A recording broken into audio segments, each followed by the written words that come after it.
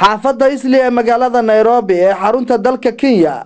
waxaa lagu tiriyaa inay tahay goobaha ugu ganacsiga ballaaran guud ahaanba dalka Kenya waxaana dadka ugu baraha badan ee ku nool yihiin dad Soomaaliyeed oo ganacsiga ugu badan ayagu ku leh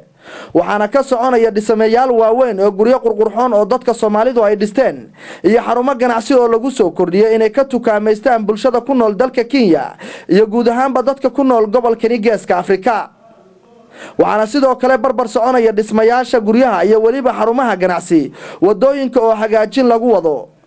munaasabad si heer sare loo soo agaasimay oo xariga looga jarayo supermarketka lagu magacaabo Kaymaat supermarket ayna ka soo qayb galeen qaybaha kala duwan ee bulshada degmada Kaamakunji iyo waliba mas'uuliyiinta shirkadaasi ayaa waxa lagu xariga looga jaray wadada 12aad ee xaafadda Islii ee degmada Kaamakunji حسن عبد أحمد يوسف oo kamida madaxda iyo mas'uuliyiinta Kaymaat supermarket oo isagu xariga ka jaray munaasabada ayaa uga warbixiyay telefishinka caalamiga ee Hong Cable TV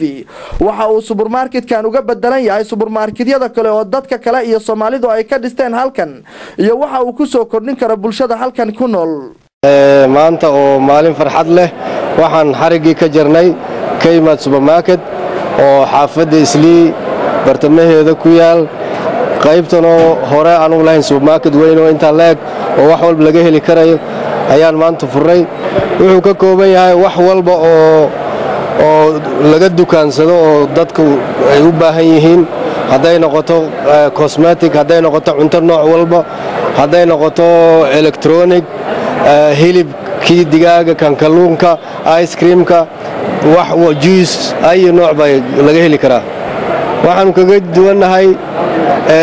soo dhaweyn wanaagsan shaqaale furfuran iyo beec jaban oo dadka raali galiya ayaan u sameeynaa